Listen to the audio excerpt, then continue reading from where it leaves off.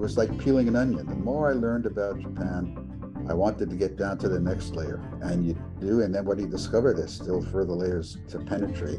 And so I've been peeling this onion for an awfully long time. Yeah, I still got a lot more to learn.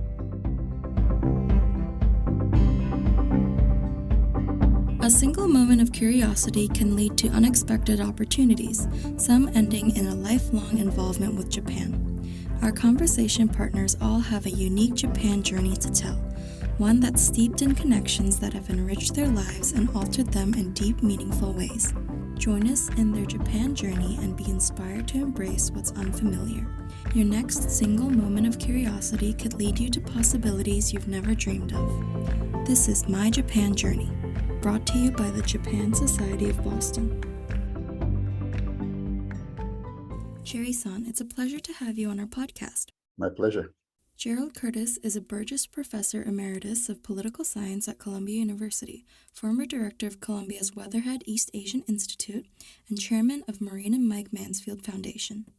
Professor Curtis is the author of numerous books and articles written in both English and Japanese, including Seiji to Sanma, Nihon to Kurashite 45 nen, Japan Story, The Logic of Japanese Politics, The Japanese Way of Politics, Election Campaigning Japanese Style, and many others. Welcome, Gerry-san. Thank you for joining us. I'm happy to be here. Looking at some of these titles, it's quite obvious that you have a big connection to Japan and to Japanese politics. But before we go there, I'd like to ask the big question of this podcast. Where did your Japan journey start?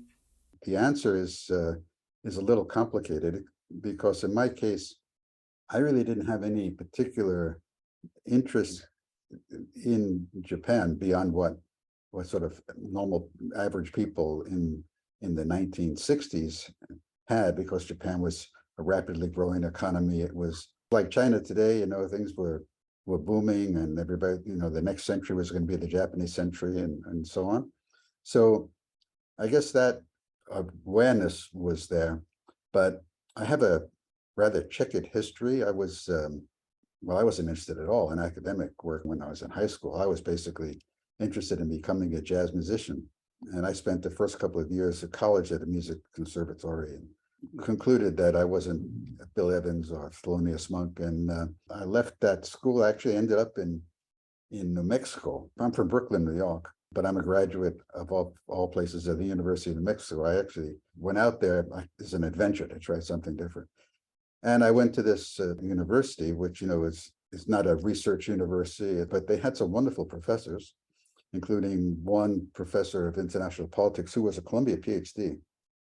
Looking back on my life, I think the critical role that several professors played in my journey was very impressive. And it's always made me think that being a professor actually can change people's lives. They changed mine. First, I had the one professor when I was studying music who said, if you're not into music, you want to do something else, you should get out of here and go to a school that has a bigger curriculum and you can develop my newfound interest in politics. And then I had a professor at the University of New Mexico who said, you really should go to graduate school, and I think you can get a fellowship. I'm sure you can get a fellowship. And that's what happened. So I came to Columbia to go to graduate school, figuring I'd spend just 1 year in graduate school. They had a 1-year MA in those days in political science. Then I would decide what to do with my life. So I did that. And at the end of the year, I still had no idea what I wanted to do with my life. I had to take a seminar in American foreign policy as a first-year graduate student. And the professor, it turned out, was a Japan specialist. His name was James Morley, a wonderful human being and a great teacher. And he took an interest in me. And towards the end of the semester that I took the seminar, he said, from what I can tell, you don't really seem to know exactly what you want to do. Why don't you enter the PhD program and see if you like it? And I think you can get a fellowship. And if you don't like it, so then you decide next year what you want to do. So that's what I did. I got a grant. I started studying Japanese actually that summer. In those days, you could do the first year Japanese in the summer, second year Japanese in the fall, third year Japanese in the spring. And that's what I did. So it was very intense. And also I was taking classes in international politics and political science. And then I got a fellowship to go to Japan and study Japanese. So suddenly I'm involved with Japan purely coincidental or serendipitous reasons. I had not intended to become a Japan specialist. And my impression is that most young people end up doing things that they never intended to do. Now, young people who look at me and say, wow, he must have known from the time that he was a young child that he really was interested in academics and he wanted to be a Japan specialist. None of that is true. So you're telling me that those who are lost and who have no clue what they want to do in their high school or in their 20s shouldn't be concerned. And it sounds like you yourself was a late bloomer. That's right. A late bloomer in the sense, one of being interested in scholarship. I was very late to the game, but then I try to make up for lost time. Was really into learning a lot about politics, political science, international relations, and so on. And then, the Japan connection, that was nothing planned, nothing intended. And as I said, I know a lot of people who have very similar histories in the way they got into Japan. I was in Japan for the first time then to study Japanese language in 1964, which was the year of the Tokyo Olympics. And it was a very exciting time in Japan. The country was booming. The politics was very exciting, very dynamic. I got really entranced by Japan. And then, a lot has changed. It's almost 60 years ago, 58 years ago. I can't believe that I've been at this for so long. A lot has changed in more than half a century that I've been involved with Japan. That fascination with the country, with the society, with the culture, the political system, and so on, that has never dimmed. Even after I became an assistant professor, I didn't know that I was going to spend my life as a Japan specialist. When I started teaching, it was more comparative politics and IR. I got further and further. It was like peeling an onion. The more I learned about Japan, I wanted to get down to the next layer. And you do, and then what do you discover? There's still further layers to penetrate. And so I've been peeling this onion for an awfully long time. Yeah, I still got a lot more to learn. And do you feel that strongly today as well, that you're still learning new things? The more you learn, the more you know what you don't know. It's a never-ending challenge to try to get under the skin of what Japan is all about. Yeah, it's fascinating, and it can be frustrating, of course, but it's also very enjoyable. And I make this point for younger people who might be listening to this podcast and interested in Japan or interested in anywhere in the world where they don't speak English. If you want to understand the country, you have to make a strong effort to understand the language in which they exchange ideas, in which they talk to each other and write to each other and read each other. The idea that you can be a Japan specialist and not have a command over the language is just a terrible mistake, but it's a mistake that a lot of political scientists, when I started out, to get a PhD at Columbia in comparative politics, you'd have to take exams in 2 foreign languages. Today, you can pass the exam or take the course in game theory and quantitative methods, and then you don't need any foreign language, and you can get a PhD in comparative politics. Frankly, that is ridiculous. But, game theory is a language, quantitative methods is a language. So what's the difference? I don't think I need to explain to this audience. The difference is huge. I think people who don't have a sufficient command of the language, they end up being like someone walking around a room with his eyes covered so they can't see. So you try to figure out what the room looks like by touching things, feeling things. Oh, this must be a chair, as a TV. But what comes out at the end is a rather distorted picture of that room because you've never really seen it. And so if you want to see the room that is Japan, well, open your eyes, learn the language. That's the key. That's an interesting point that you've shared with us. From your perspective and your books, it sounds like you're able to see both sides of the coin, as an insider and an outsider, maybe even an in-betweener. No, I think you hit on something that's important. When you get really deeply involved with another culture and another language, it changes you as a human being. I just got back from Japan a few days ago. I was there the last couple of months. And when I'm in Japan, of course, I'm still me, but when I'm speaking in Japanese, there's an aspect of my personality that comes to the fore that's different. than when I'm in the US and speaking in English. I'm still the same person, but I'm the same person with a much broader view of things, I think, than if I hadn't gotten involved with another country, another culture, like I have with Japan. I'm interested in in politics, but I'm not a kind of mainstream political scientist in the sense that my interest is really in people and in what makes them tick and how they behave. And so I'm less interested in kind of these macro theoretical views of politics than I am in the actors, the politicians, the voters, and so on. So, my first book, one called Election Campaigning Japanese Style, which is not a gripping title, but it is in Japanese. The book was very popular in Japan. It's called Dagishi no Tanjo, the birth of Japanese diet. So I spent a year living with the family of this candidate for the diet and tracked how he got elected. Quite popular book in Japan. It's still in print and amazingly still being read, because it was the first and still in some ways the only book that decided to find out, more like an anthropologist than a political scientist, how do you put together a campaign, end up getting voters to vote for you. So that's the way I've always approached my study of politics. So I know a lot of politicians. I've known every prime minister since since the mid 1960s, since Prime Minister Sato. A lot of people have asked me, why are politicians so open to you? I've written about some of the stories about my interactions with political leaders.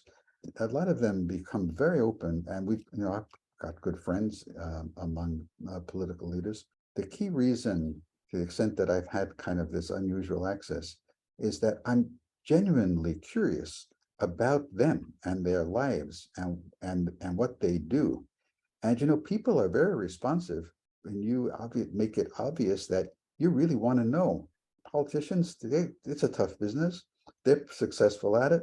If you ask them, how come you're so successful at it? Well, that kind of opens up a lot of conversation. They want to let you know, whether they studied politics or anything else, going in with a sense of humility. They have something that you want to find out about. You don't know what it really is, but you're going to ask kind of open-ended questions to find out. That's what makes it interesting. To go in with a theory and now find out, what does this fellow have to say that fits or doesn't quite fit in with my hypothesis? I don't buy it. I don't think that's what's happened in political science. Pressure we put on students to go in with already packaged theories and test them, that doesn't interest me. I think it's largely a waste of time. So I feel for young people who want to study about Japan, study about politics. They have to do this kind of mainstream, identify your independent variables, dependent variables, and so on and so on. Use a lot of quantitative method. But to what end? The question is, to what end? What do you learn from it? Well, there are some terrific political scientists who use those techniques, and they make a contribution. And that isn't what interests me. What interests me is trying to get inside the head people whose behavior interests me. Yeah, so it's kept me going. I haven't gotten bored yet. I think there's a lot of value in that sort of human perspective, trying to get to know another culture from the inside and really getting to know these people, not just studying from the outside. That's fair, but I'd have to add, you can never not be an outsider. I cannot not be an American. I cannot be someone who has a particular kind of upbringing. So the idea that you can get so far inside that you become Japanese, no, I don't buy that. But you can get inside enough to be empathetic with what is going on, get a lot of understanding, but then it gets filtered through your own values and history and so on. My Japanese language ability is, I'm told, is quite good. I know a lot of people in this business of politics. We sit around and we drink and talk, and I think a lot of times people, they never quite forget that I'm gaijin, but I think I've overcome a lot of that. Getting inside, but maintaining some degree of distance so that you can bring something to the table in the way of analysis that is different from what a real insider might find. The biggest source of my ratings, it's Japanese. Everything I've written has been translated into Japanese. I've written a couple of books in Japanese, and I do a lot of columns and articles and so on for a Japanese audience. And I think to the extent that Japanese are interested in what I have to say, it's because I say something that's somehow different. So that's also another reason why learning about a foreign culture, getting deep inside another language, another political system, in terms of if you're a political scientist, that's what makes it really interesting, worthwhile. Thank you for that. I think many people may have had a similar experience, not just political scientists and people who it is their profession, but also people who have experienced a sense of outsiderness through their background. What is your take on this sense of belonging or lack thereof? Well, I think what you're hearing from me is that I don't have any problem being an outsider. If I'm in Japan, I'm not Japanese, but I can be very comfortable in Japan. I can bring something to a conversation that someone who's only been in Japan his or her whole life wouldn't bring. That's not a problem. That's kind of an advantage. Feeling like you're somewhat on the outside. I sometimes feel that way in the US. A lot that goes on in the United States, I can't really identify with. And then having had such a long experience in Japan, I got back from Japan just a few days ago and went out to dinner. And the people at the next table, they were talking so loud, I could hardly hear what my dinner companion was saying. Now, you don't run into that in Japan. And people are aware that there are other people in the restaurant, so keep your voice down. Well, that's a beautiful quality of Japan, which unfortunately, here, yeah, you want to talk loud? No one can tell you can't talk loud. These kinds of differences you become much more aware of when you get deeply involved with another country. And when I go to Japan and everybody's wearing a mask, yeah, I wear a mask too. And I think it's a little weird that people are wearing masks when there's absolutely no need to, and you're outside, fresh air and so on. That's the way they do it. So you go along with it. But the basic point is you can be an outsider and you can have a lot of empathy for what's going on in the country that you're involved with. You can get pretty deep into it, but you always have something a little bit different about your perspective. Yes, it's important to have the sense that being an outsider is not necessarily a negative thing. You can still form friendships, have deep conversation, and feel what people in Japan feel. And as you mentioned, maybe even more, have something new to add that wouldn't have been observed or realized if you were part of the in-group. Yeah, I think that's right. I guess my point is, don't worry about being different. Don't worry about not feeling like you're really part. It it's probably the case that most people don't really feel totally comfortable about everything in their surroundings. Accept it and make the most of it. You can try to somehow deny it, or some foreigners go to Japan, they try to become more Japanese than the Japanese. It's not going to work, for one thing. But so if you're an outsider, but you really love being in Japan, you love Japanese food, you love Japanese culture and so on, love the study of Japanese society and politics, well, go for it and make the most of it. I think people who do that end up having a really good time. And you want to have a good time in life to the extent you can. Oh, it's a great message to encourage those who may be hesitant about immersing themselves in a new country. I was actually wondering if we could go back to your start in Japan. As you mentioned, as a high schooler, you wanted to be a jazz musician, but how do you think your past self would look at what you've accomplished with Japan in your career? I'm not sure really what the full answer to that question is, but what immediately comes to mind when I was in high school and had a band, and I spent the summers in playing in a hotel in the Catskills every summer for a few years, and thought I'd be a musician, and then started studying music in college. I was dissatisfied, and I didn't feel like I had enough sort of God-given talent to become a leading. I could make a career, make a living at it, but I'd never be a great musician, right? And then for the reasons I already indicated, coincidental reasons, that I started studying Japanese, I realized one day that I was trying to learn a lot of kanji, Chinese characters in Japanese. And I would spend 3, 4, 5 hours a day studying kanji. And then I was thinking, when I was at music school, I'd spend 4 or 5 hours a day practicing the piano, and it was painful. But here I'm studying kanji and I'm enjoying it. What it told me is, you need to find what your real passion is. I discovered it was more about Japanese and the Japanese language than it was about playing jazz piano. Although in later years, I've actually played a lot of piano, and I play with jazz musicians in Tokyo. So it's become an important part of my life. But my passion was not there, it turns out, for music. And I was lucky that I discovered it somehow by coincidence. I discovered I had a passion for studying about Japan. So my advice to young people is try to find what your passion is. Everybody has it. Sometimes it takes a while to discover it, but don't just give up. Yeah, try to find what you're really passionately interested in, because if you do find it, then it becomes a joy from sitting in a piano practice room for 5 hours and thinking I'd rather be outside doing something else. But yeah, so they're big jazz fans. There are a lot of great jazz musicians in Japan. I played with some of them, Sadao Watanabe. And so that's opened another world for me. There are lots of worlds in Japan, like anywhere else. And so I've seen several different worlds: the world of politics, the world of music, and jazz music, and so on. And that's what I do. If I could ask you one last question, I think you've already given great advice for young people who are navigating their purpose in life. But I wonder, with your serendipitous beginning encounter with Japan, if you had the chance to do it all again, would you still choose Japan? When I first got involved with Japan, I was young. I was like 22, 23 years old.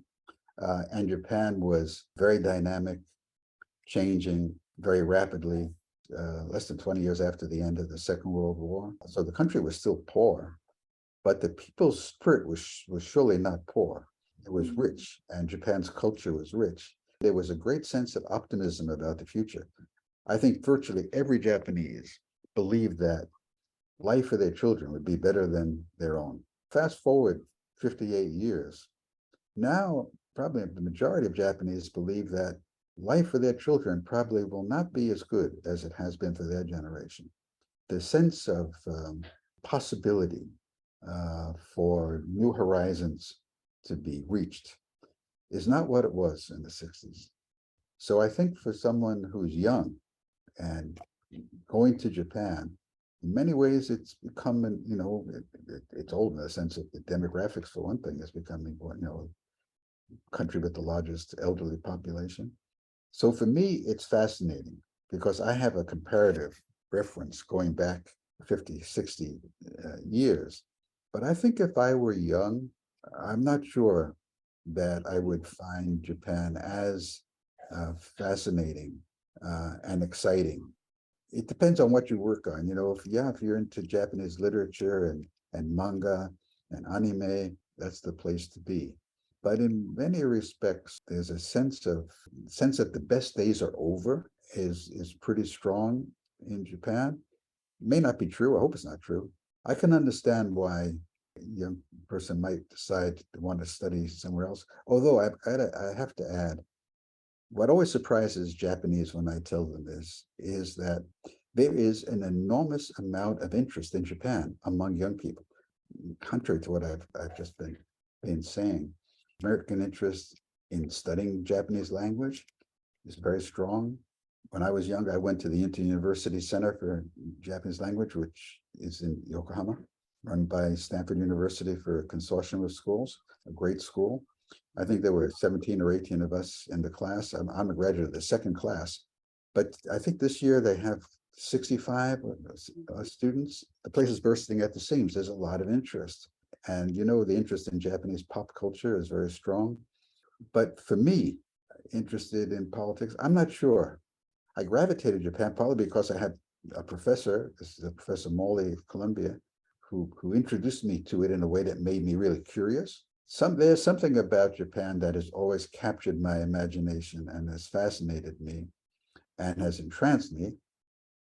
And if given the opportunity, I probably would do the same thing in terms of being my interest in Japan. This country still has great potential, and tremendous strengths that we don't have in the US. We have our own strengths, innovation in particular. The Japanese have sense of group responsibility, community, good manners. When I went to Japan a couple of months ago, for the first time in 3 years because of COVID, what strikes you right away is people have good manners. They're kind. The place is sparkling clean. The food is unbelievably delicious. These qualities of Japanese culture haven't changed over 58 years that I've been about Japan. Very much the same as it was in the 1960s. A lot has changed, but a lot hasn't changed. So being able to track all of that has made it interesting for me. But I wonder if I were young, if I was 22 or 23-year-old, and given all the choices you face and what you might do with your life, would I be interested in studying Japanese politics? I don't want to say no because I want young people to do it. So I don't want to discourage that in any sense. And I think anybody who does it can have a really fascinating life. But in that sense, it's a very different place than it was. So maybe Japan is not so unique. Say your mentor was a professor of Latin American studies. Do you think your life could have taken you to Latin America and gone on to become a specialist there? It's possible, of course, because I studied Russian when I was in school, but nothing really clicked for me until I went to Japan. And then everything kind of clicked.